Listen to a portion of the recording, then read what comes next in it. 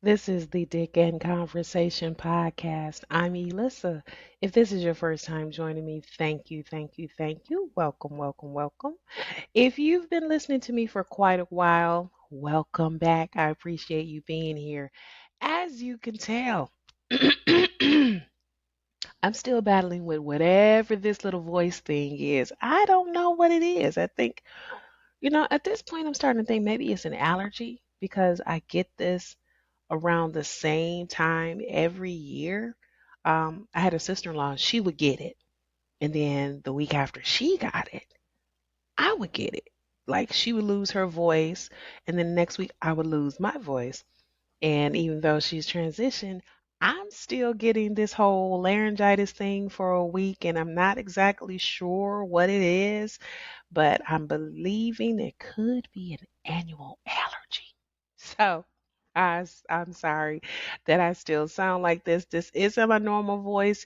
If this is your first time hearing me and it's not AI, I really sound this bad this week because of whatever this thing is. It's laryngitis, inflammation of the larynx.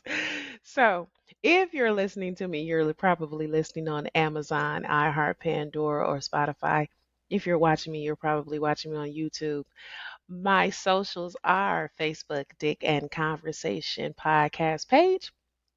My Instagram is Dick and Conversation underscore podcast. My YouTube is Dick and Conversation channel. And my email is dickandconvo@gmail.com. So I want to first of all thank Astonishing Figures for joining me last week. If you didn't hear last week's episode, you really need to go back. Go back and listen. It was a lot of gems. We talked about respect, safety, and love. This is part 2 of that topic. But I want to thank Astonishing Figures. If you want to reach out to her, her Facebook page is also Astonishing Figures LLC, and her Instagram is Astonishing Figures LLC. Reach out to her, particularly if you wanted to know more about the 5 love languages. Excuse me, the 5 love languages test that she spoke of last week. And if you don't know what we're talking about, you need to go back and listen. But Astonishing Figures, thank you for being my guest. Thank you for providing the topic. You were astonishing. Absolutely.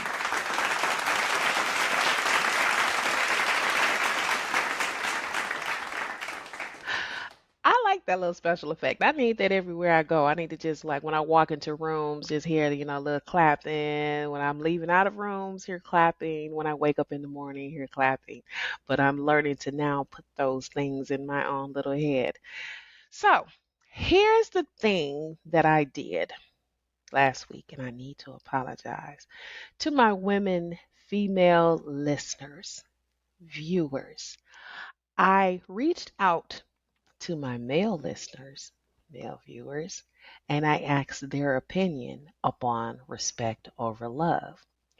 What I neglected to do was to reach out to female listeners and ask how they felt about safety over love. Now, if you don't know what I'm talking about, there was a clip last week where there was conversation of a woman giving a statement saying that most men prefer to feel I'm sorry, respected over love, which okay, we can understand that. And then there was a clip also where she said most women prefer to be set up and have safety over love. Now, if you don't know what I'm talking about, here, let me pull that up for you.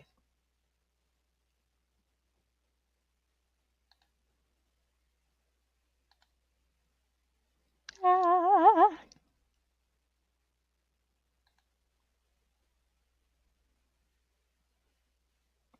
have a little technical. There we go. Here we go. A lot of women don't accept the reality that men take respect over love any day. Any day, every day of the week and twice on Sunday. Respect me before you love me. And then women position themselves where it's like, well, I'll take safety over love. Damn. Safety. As long as you're As long as I feel safe with you, I don't have to be in love with you. Because I'll marry the man that I respect before I marry the man that I'm in love with. So that was the clip. And we talked about the respect much more so than we did about the safety. We really did. So here's my pitch to you all now. Ladies, ladies, ladies, ladies. If you prefer safety over love, let me know. I want to hear, and then we're going to revisit this again because I don't think we did its due diligence. We didn't deep dive it enough. Because I spoke about just my little bit of safety, what provides safety for me, because I know there are a lot of people, women, who want safety, and it may be financial safety. They want to know that they've chosen a partner who will take care of the bills. He can provide financial safety. I'm sorry, I'm moving my hair. Financial safety, make sure that the bills are paid, make sure that they'll be able to have what they need, some of the things that she wants in life, and that's okay. I spoke on having a safety of psychological safety, which is a corporate term. I said that last week. Psychological safety is being able to voice your opinion or your thoughts, beliefs, and feelings in a meeting in a corporate setting without fear of retaliation. So I kind of like stole that from corporate America and put it into my own life where I want to be able to speak my mind in a relationship. And it doesn't necessarily have to be romantic, it could be friendly, whatever it is, without the fear of retaliation where I feel like I'm going to be punished when I say, oh my God, I want to, can I talk to you about something? It's like, oh my God, what?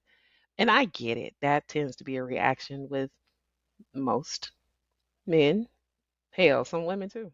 You might, if a man texts me, be like, we need to talk. I'm like, oh, what we need to talk about.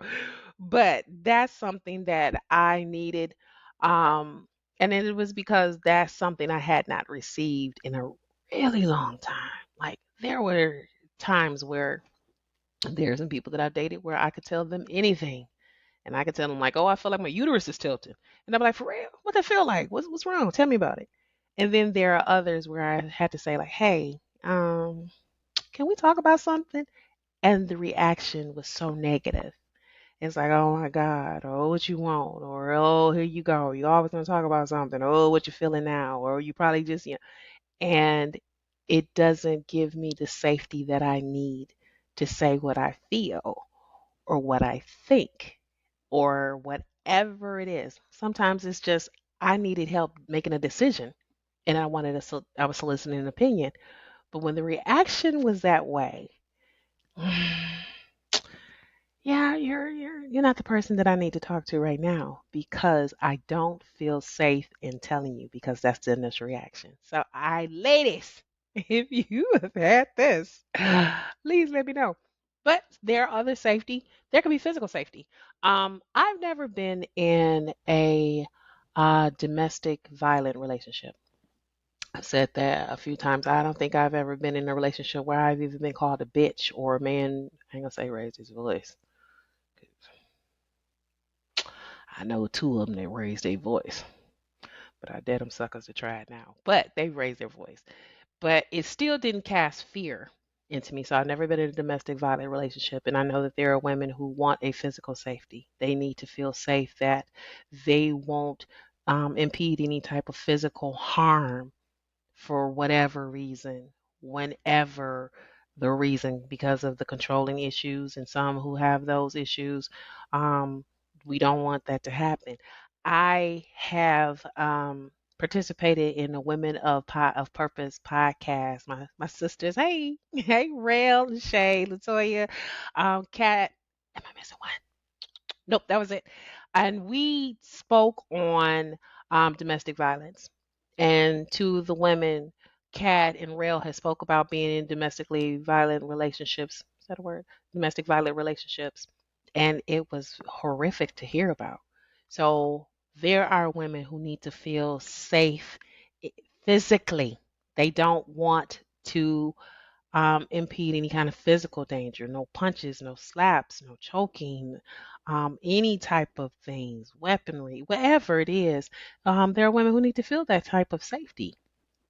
and that comes along with it. So I have a variety of ways that a woman may need to feel safe in a relationship. And I don't think we touched on it as much as we really should. So women who are watching this or listening to it, please reach out to me. Or if not, I'll probably reach out to some of you all because I want some opinions. And hey, I may pull some of y'all back. Gonna have you all on here. So that would be good if I could have you all because I often say I can't speak anybody's story. They have to tell their own story. I can't. But I tell my own. So in me talking about my own kind of safety that I need, that's the things that are most important to me. I need to have that mental safety. I need to have that safety, that freedom where I feel like I can say what I need to say, tell you what I think, say what I want as me. Come up authentically me. And then I also need to feel safe from, as I now call it, your peoples. That has been a trend in my life since I was 15 years old with my first little boyfriend. I don't think he, like I said, I don't think he listening. He might be. No matter if he is. It's been a trend where outside influences, and I can say this about my first little boyfriend.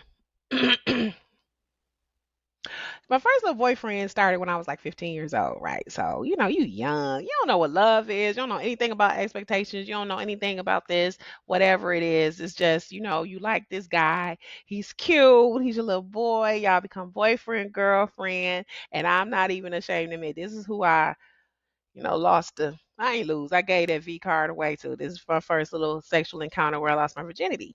Well, he was kind of fresh and new and a virgin too. And, we didn't know nothing about nothing. And, we trying to find out things, but we thinking we know it all. And he had an older brother, which I'm starting to think that's a trend too. Where there's always a brother somewhere. A brother or a friend or something. But anyway, his brother, they're young and and if they're listening, I don't hold this against them because they were like 15, 16 years old. Like 15 years old. Can't hold against a man what a kid did. But anyway, loses virginity. We become sexually active, we trying to get it in, sneak and get it in when my mom not home, my dad not home, and we kind of figured it out. When my mom is at choir rehearsal, my dad at work, he can come in and sneak in. So this this is, oh God, I can't believe I'm gonna tell this. But I'm gonna tell this. So this is how I used to sneak my little boyfriend in when I was 15 years old. Um, we had a dog, Bandit, and Bandit was a house dog, but she would go outside to go use the bathroom, neighborhood, roam around, whatever, whatever. But I would talk to him on the phone, landline back in the day, and he would say, "Hey, listen, I'm gonna come over," and I'd be like, "Okay." My parents are there. Yes, sometimes my parents were there, and I would look out the front window, waiting for him to ride up on a bike. So on a bike, don't you just miss that kind of little young, tender, innocent love? I wish a man would ride a bike over my house, baby. We you moving in. You ain't gotta ride back. I got you. But at that time, 15 years old, he would ride over on a bike and I look out the window. So I would see him ride up on the bike, and how I would let him in the house was to let the dog out. So I'd be like, Bandit, because our dog was named Bandit, cute little black Pomeranian type mix, whatever, whatever it was. And she's named after Smokey and the Bandit because that was a black car back then anyway. But Bandit come and she come to the door, and I'm like, come on, Bandit. I would let Bandit out and let the little boyfriend in. Now, how do we get to the room without the floor squeaking and my parents hearing? Like, because naturally, if you laying in my bed and my parents' bedroom was next to mine, you're going to hear two sets of footsteps coming down that hall. My parents weren't watching that much TV. Falcon Crest and Dallas wasn't that interesting. The news and the World Series wasn't that good for my dad to ignore. He hearing two sets of footsteps going to his daughter's bedroom. So he would stand behind me and wrap his arms around my waist, and we would walk in tandem. So you only hear one set of footsteps. Now, yeah, those footsteps are a little heavier than what they should be, but That's how I got him to my room. And we would go in the room. And sometimes I closed the door. Sometimes I left the door open. Didn't want to raise suspicion. All of a sudden, my door closed. But sometimes we would close the door to sneak in. But hey, sometimes my parents would get there and he would have to lay in my bed and I would just throw my clothes like I'm folding clothes on top of him and leave his face out so he can breathe. And my parents walk by just see me sit on the bed like I'm folding clothes, but he's laying there. Mom, don't hold this against me. That was 40 some years ago. Almost 40 some years ago. But that's what I would do. And then how to get him out, same way I got him in. He would stand up, wrap his arms around me, and walk out the tandem to the back door. He would go out and bend it, and she would come in. And that's how I would do. So he was my first little boyfriend, my little love. Oh, I'm in love. And, my little first. So I'm all in love. Now, this is where the lack of protection comes in. So, having an older brothers are influential. They are. And I get it, especially when you're a teenager. And friends, peers. So by the time he's becoming sexually active, it's like, yeah, yeah, you and Melissa and you love her. Now, at this point, we love each other. It's obvious. We love each other at school. We love each other at church. We love each other everywhere. But it's like, man, you can get other girls. Like, Melissa ain't the only one that you can mess with. You don't have to just be tied to her. You can get with other women or other girls at that time, which he does. And that starts the trend of I don't feel protected. There was no safety for me. Looking back at it now, this is 30 some years ago. Looking back at it, I see that or believe that at that moment. It's just like, no, but I like Lissa. Yeah, I get that it's other girls, but I like her. That's my little girlfriend. I'm with her. As opposed to bending to peer pressure and going along with it. Fast forward within 30 years, that happened repeatedly with brothers, with friends, where you feel that the person you're involved with is influenced by others who want them to have somebody else. Now, do I totally blame the outside influence? No, because the final decision lies with that joker that I'm with. And that's my whole point. They did not protect me, even if it's to say, hey, I like other people. I want to deal with other people. They told me this, but I kind of agree with them that maybe I should try this person or this type of person or date multiple people. That's not what happened. And I feel vulnerable. Even going into any kind of friendship right now, relationship, and I'll probably be this way for the rest of my life. Always have that little guard of will I be protected from outside influence on the person that I'm with? And I don't have that kind of safety. That's a mental safety that I need. I need to be, I guess you can't be positive about any damn thing, but you just need to I need to kind of not think that you might be the kind of guy that'll stand up for himself and go like, nah, I like her. I love her. She good. I'm good. I get this. That's how you feel, but nah, that's the safety that I need. There are other kind of safeties. Like I said, there are tons of other kinds of safeties that women have. I don't know them all. And that's why I'm asking women, what is the safety that you need in your relationship? And not only that, what does that look like? Because I had to bring it to the attention of someone that I was dating or hanging out. I don't know what we'll call it. But I need safety and explain that the reaction given when I say, hey, I need to talk, what it was doing to me, that it was shutting me down to where I didn't get a chance to talk about the real subject because of the shutdown, because of their initial reaction. Didn't feel that the safety was removed. And they were unaware that that was the impact that they were having. So, What does it look like? When I say I need to talk to you about something, okay, what is it that you need to talk about or what's been on your mind? I dated one person though. This is the one we get credit to this one. Gave me safety, all the safety in the world. Shot from the hip 100% all the time. Oh, 99% of the time. 99% of the time. Shot from the hip. And if it whatever I want to talk about, would I would say like, okay, well, what's on your mind? Let's put it on the floor. I respect that. And I had the ultimate level of safety with them that I could tell them about anything, whether it's a career change, whether it's something with the kids, something with my ex-husband, something physically doesn't feel right. I'm not exactly sure what's going on. I'm maturing, I'm getting older. Is this a woman issue? And I had that kind of safety with that one individual. So kudos to them. I will tell him about it later. He probably knows who it is. I just put it on the floor. But ladies, I want to know, what does safety look like to you? What kind of safety is the priority that you have in your life, in your relationship? What does it look like? What does it feel like? How do you want it?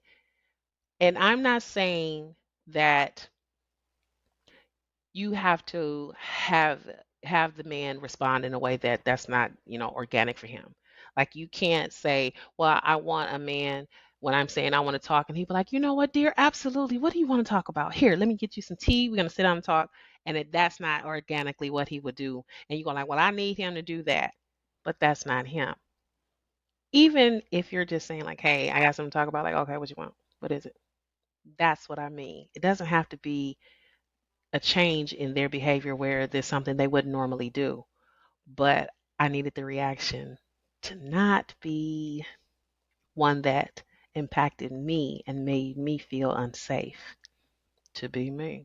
So, next week, I will be reporting responses because I know women go tell what what it looked like and what's been going on and what kind of safety it is. So, thank you for listening. This is my follow up once again. Thank you, astonishing figures. You were outstanding. Give you another little applause.